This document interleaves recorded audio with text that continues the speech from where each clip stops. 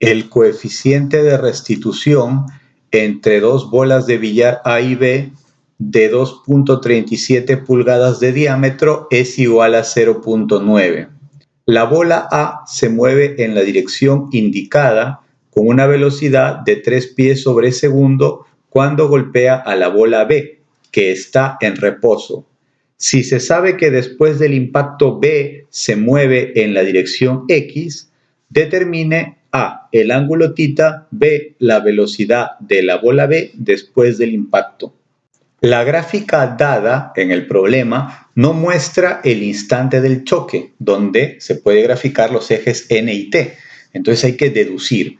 Se puede deducir la dirección del eje N y del eje T teniendo en cuenta que en la dirección tangencial las velocidades no varían. Es decir, la bola B está inicialmente en reposo. Como dice el problema, esta velocidad horizontal es la velocidad después de que la bola A impacta a la bola B. Pero inicialmente la bola B está en reposo. Quiere decir que la velocidad de B en el instante 1, instante inicial, componente normal, es igual a 0. Y también la velocidad de B en el instante 1, instante inicial, componente T, igual a 0. Esta es la que me interesa, porque las velocidades en la dirección tangencial son las mismas antes y después del choque. Es un principio del impacto central oblicuo. Quiere decir que también la velocidad de B en el instante final 2, justo después del choque, en la dirección T, también va a ser 0. Y eso quiere decir que la velocidad final de B solamente tiene componente normal. La bola B está inicialmente en reposo. Luego, la componente tangencial de su velocidad es 0 antes del impacto, instante inicial 1. Y también la componente tangencial de la velocidad de B es 0 después del impacto, instante final 2. Eso quiere decir que la velocidad de B después del impacto se encuentra sobre el eje N, es decir, solo tiene componente en el eje N. La componente en el eje T es 0 para la velocidad de B después del impacto. En la figura se nota que la velocidad final de la bola B justo después del impacto es horizontal. Se concluye que el eje N es horizontal. Es decir, por las condiciones del problema, he deducido que la velocidad final de B está sobre el eje N, pero el problema me dice que la velocidad final de B es horizontal. Entonces el eje N también tiene que ser horizontal para que la velocidad final de B esté sobre el eje N. Entonces movemos la figura a la derecha y vamos a graficar lo que no ha sido dado en el problema, el instante del choque. Entonces tenemos una bola B que está inicialmente en reposo y es impactada por la bola A de esta manera. Porque de esta manera el plano de contacto es vertical, el eje T también va a ser vertical, la línea de impacto va a ser horizontal y el eje N también va a ser horizontal. La bola A impacta a la bola B que está inicialmente en reposo con esta velocidad a la que viene moviéndose. Dibujamos la línea de acción de la velocidad, del vector velocidad, y aquí ubicamos la posición donde estaba la bola A. Esa es la posición donde estaba la bola A. Y vemos en la gráfica que la bola A, para impactar a la bola B, ha recorrido 6 pulgadas horizontalmente y 10 pulgadas verticalmente hasta el centro de la bola B. Entonces acá también lo dibujamos, 6 pulgadas horizontalmente y 10 pulgadas verticalmente. La distancia de centro a centro es 2R, es decir, D, el diámetro de la bola de billar, por dato del problema, 2.37 pulgadas. Este es el instante del impacto, entonces podemos ubicar en el instante del impacto el eje N y también el eje T. Y la velocidad inicial de A hay que descomponerla en el eje T y en el eje N, para lo cual es necesario este ángulo que yo le voy a llamar θ, y también por ángulos alternos internos, aquí también va a ser θ. Entonces, si yo trazo aquí una línea vertical, se va a formar un triángulo rectángulo, donde el cateto opuesto a θ va a ser de 10 pulgadas y el cateto adyacente a θ va a ser 6 menos 2.37. Entonces, en ese triángulo rectángulo que he formado, puedo decir que la tangente de θ es cateto opuesto 10 entre cateto adyacente 6 menos 2.37 o 10 entre 3.63 o 1000 entre 363 para los que no les gusta trabajar en decimales. Sea como fuere, el valor de θ es de 70 grados. Esta es la primera respuesta, el valor de θ.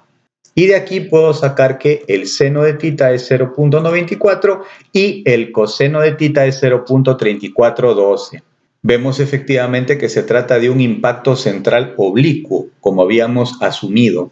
Es central porque la línea de impacto pasa por los centros de masa y es oblicuo porque una de las velocidades iniciales no es paralela a la línea de impacto. Entonces, ¿cómo se trabaja el impacto central oblicuo? En la dirección tangencial, las velocidades se mantienen constantes justo antes y justo después del impacto. Esto no interviene en el problema, solamente lo estamos colocando para recordar cómo se trabaja el impacto central oblicuo. Entonces decimos que la componente tangencial de la velocidad de A es v sub 0 seno de θ. V sub 0 le estamos llamando al módulo de este vector velocidad, que por dato del problema es de 3 pies sobre segundo. Entonces la componente tangencial es v sub 0 seno de θ. Lo es antes del impacto y también lo va a ser después del impacto. En el eje T se cumple eso. Aquí podemos reemplazar porque v sub 0 es dato del problema, es el módulo de este vector velocidad, es 3 pies sobre segundo. Seno de θ lo tenemos acá, 0.94, dando como resultado que la componente tangencial de la velocidad de A es 2.82 pies sobre segundo, antes y después del impacto. Y la componente tangencial de la velocidad de B es 0. Antes del impacto, porque estaba en reposo, pero también la componente tangencial después del impacto va a ser 0. Es decir, después del impacto, la velocidad final de B solamente tiene componente n y por eso sale disparada horizontalmente. Lo que sí vamos a utilizar en este problema son estos datos que los voy a anotar por acá. El ángulo θ, que es de 70 grados, el seno de θ, que es de 0.94 y el coseno de θ, que es de 0.34. Entonces pasamos ya a la dirección n. En la dirección normal se conserva la cantidad de movimiento. Entonces aplicamos la fórmula de conservación de la cantidad de movimiento. La cantidad de movimiento inicial del sistema es igual a la cantidad de movimiento final del sistema. La cantidad de movimiento inicial del sistema es la suma de las cantidades de movimiento iniciales de cada una de las partículas. Y la cantidad de movimiento final del sistema es la suma de las cantidades de movimiento finales de cada una de las partículas. Cantidad de movimiento es el producto de la masa por la velocidad, tanto para la partícula A como para la partícula B, en el instante final y en el instante inicial.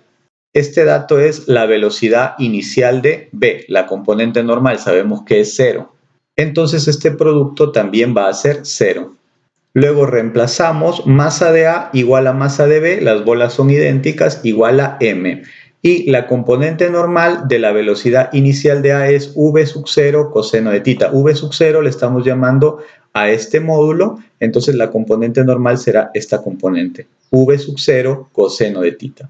Y luego las componentes normales de las velocidades finales son incógnitas. Este producto es 0, como habíamos dicho.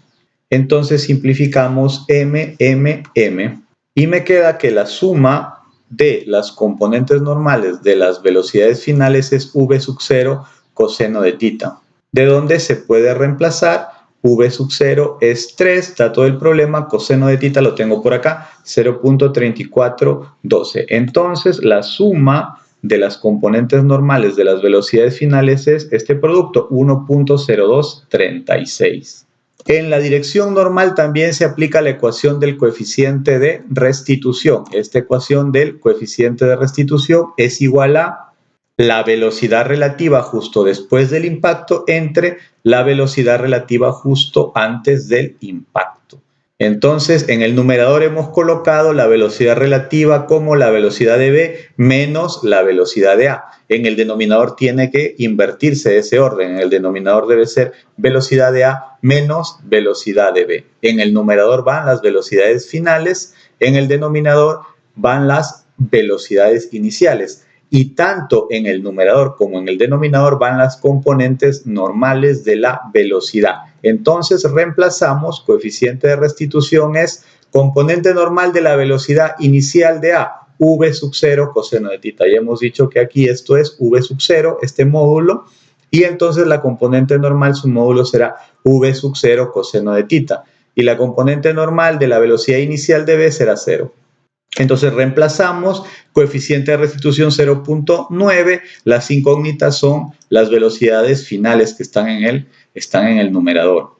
V sub 0,3, coseno de tita 0.3412, entonces en el denominador me queda 3 por 0.3412 que pasa a multiplicar a 0.9 dando un resultado de 0.9212 que sería igual a la componente normal de la velocidad final de B menos la componente normal de la velocidad final de A. Entonces quedan estas dos ecuaciones que al sumarlas se eliminan estos términos, quedando en la dirección normal, de un lado queda este más este, sería el doble de la componente normal de la velocidad final de B. Y del otro lado, este más este, 1.9448. Entonces la componente normal de la velocidad final de B es 0.9724. Lo dejo en 3 decimales, sería la componente normal de la velocidad final de B sería 0.972 pies sobre segundo dirigida hacia la derecha. Esa sería la respuesta de la parte B. La respuesta de la parte A sería tita igual a 70 grados. En el problema no están pidiendo la componente normal de la velocidad final de A, pero también se puede hallar. Simplemente este valor se puede reemplazar aquí en la primera ecuación o en la segunda, dando como resultado que la componente normal de la velocidad final de A es 0.0512 pies sobre segundo o en 3 decimales simplemente 0.051 pies sobre segundo. Finalizamos escribiendo un principio que nos ha ayudado a resolver este problema y es que en un impacto central oblicuo, si una partícula A choca a una partícula B, estando B inicialmente en reposo, la dirección en la que B sale disparada es la línea de impacto o eje N durante el choque, siempre y cuando se desprecie el efecto de la fricción. Porque ya si se toma en cuenta el efecto de la fricción cambia la cosa. La fricción se vuelve una fuerza impulsiva, tanto en el diagrama de cuerpo libre de la partícula A como en el diagrama de cuerpo libre de la partícula B. Y eso quiere decir que ya no se podría, en ese caso, usar la ecuación de conservación de la cantidad de movimiento. Pero en el caso se desprecie el efecto de la fricción, se puede proceder como hemos hecho en este problema.